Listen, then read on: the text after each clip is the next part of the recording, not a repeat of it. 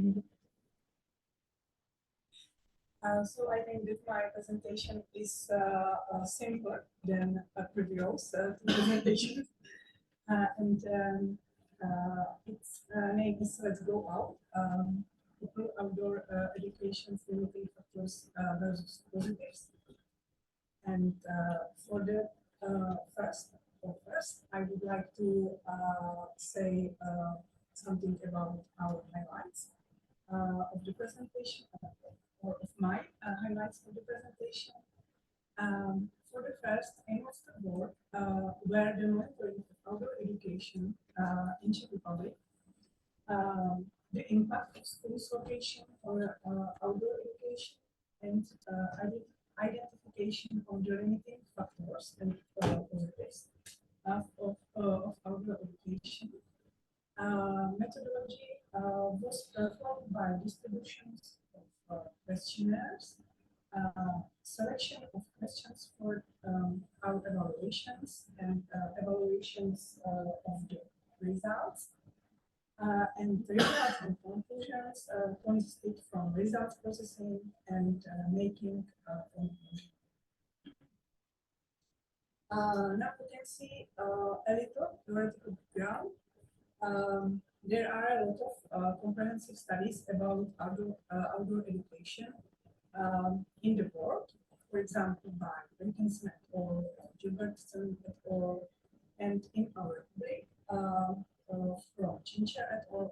Or Black et al.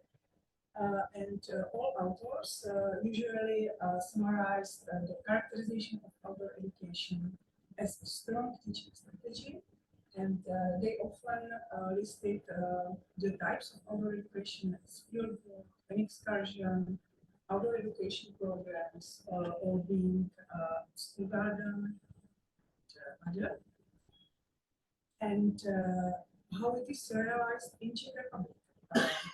We do not fix the outdoor education in our educational system. The outdoor education is often realized in various subjects, for example, biology, gardening,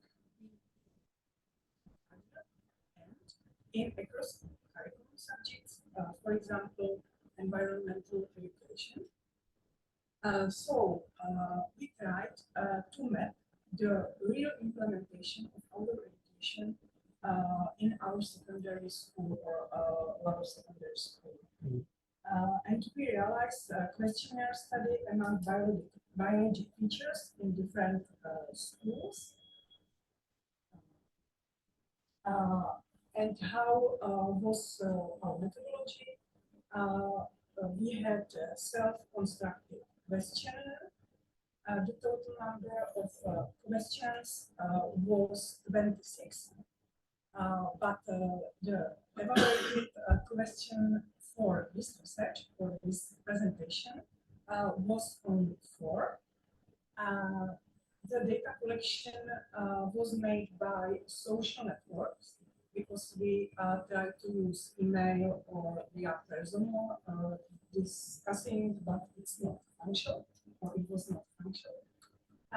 And the number of evaluated questionnaires was 261.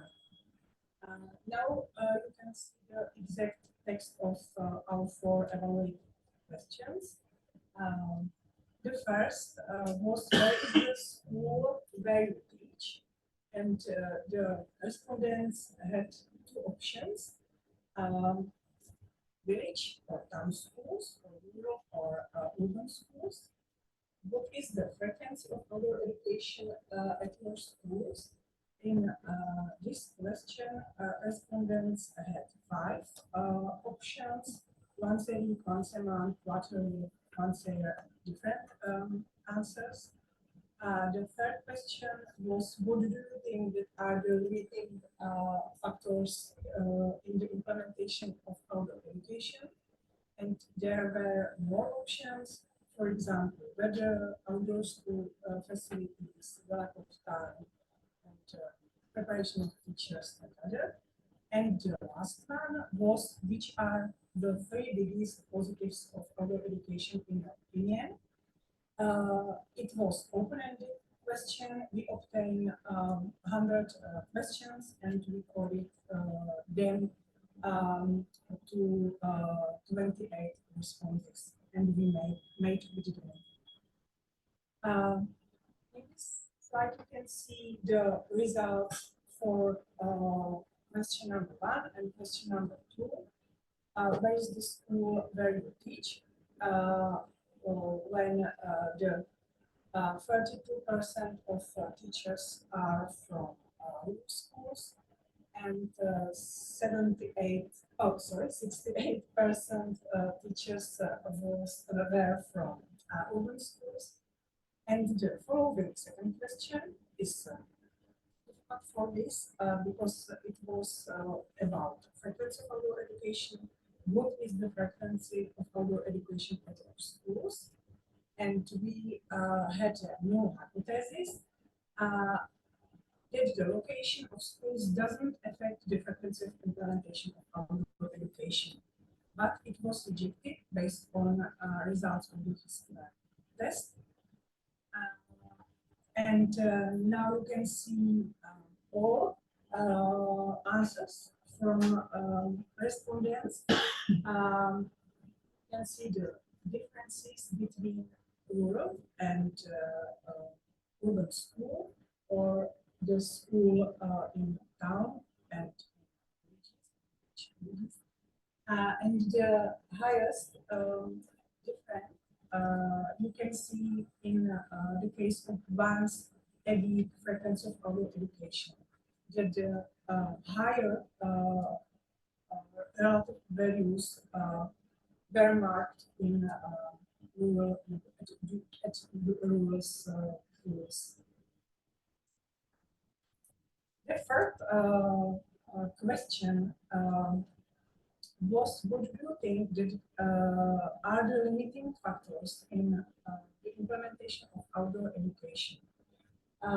It was a closed multiple choice question, and the respondents choose from various answers by using a Likert scale for evaluation, and most of the options based on previous present paper about outdoor education, for example, by White or by Oberland, and summarization of these results for this question was made via table and by graphs.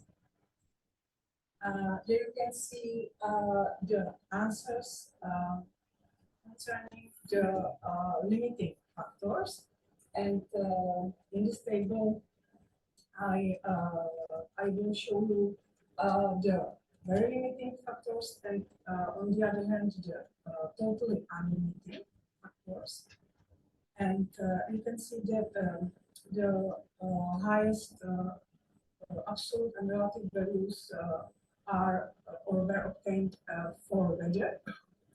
And it's interesting that teachers marked as the at the least very limiting factor the risk of accident or injury.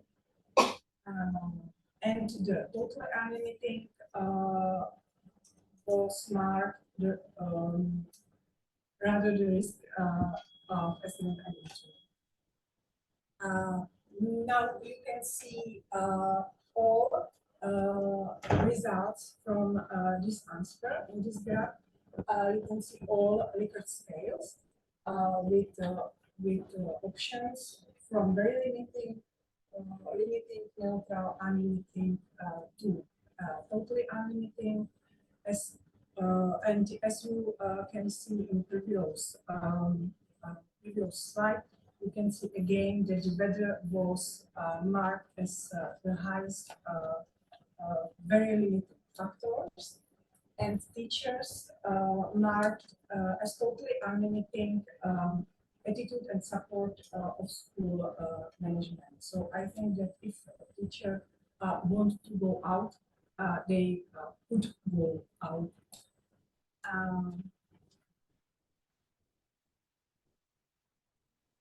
The last question was, what are the positives of outdoor education? This was open-ended question, and as I said before, we obtained 100 responses, 780 responses, and we coded 28 items. The individual items you can see in next graph, and all answers were processed by authors and divided into two ways. In groups, which are most affected by mentioned positives, and in groups based on the selected learning methods.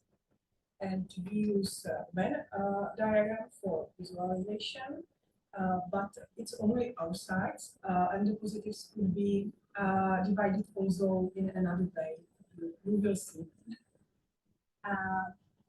Now you can see all 28 coded items which were mentioned by all teachers or biology teachers. And up in this slide you can see the 5 most important as learning in fresh air, demonstrative learning, learning in nature, modification of learning, and practical application. And you can see other as pupils relaxation, pupils attention, pupils cooperation, the benefits of solar radiation, and others. And now you can see the first Venn diagram. When we choose 3 parts or 3 groups of positives, and we divided divided them to 3 parts, and we chose health benefits, learning methods improving, and pupils education improving, and all obtained items, or 28 items, we tried to divide in these 3 parts. And you can see, for example, learning in fresh air, learning in nature, it fit or it fits for health benefits, and demonstrative learning, for example, for learning methods improving, practical application for pupils education improving, and some of mentioned items can be connected with more parts. For example, pupils relaxation, you can it is connected to health benefits, to pupils education improving, practical application, you can connect with learning methods improving and pupils education improving, and other. And the second Venn diagrams show the 3 types of learning: available learning, experience-based learning, and place-based learning. And we all again worked with all items, all positives, and we divided into these groups, and we tried to find the typical positives for the this type of learning. For example, explore the surroundings, which can be fit to experience-based learning, the relationship of nature, or getting out of the comfort zone, which is typical for experience-based learning. Now, we have some conclusions from these results, that the location of the school plays a big role in the frequency of outdoor education. Schools in rural areas are more often to implement outdoor learning. Teachers reported the weather as the most limiting factor for realization of outdoor education. And the most frequently reported positive of outdoor education is the opportunity to learn in the fresh air. So, therefore, there is a big paradox because teachers want to go to the fresh air. However, fresh air is the biggest issue for them. So, this is our simple conclusion from this part of large research about outdoor education in Czech Republic. So let's go out with students, even if it's not always nice weather, it's good for them. Thank you.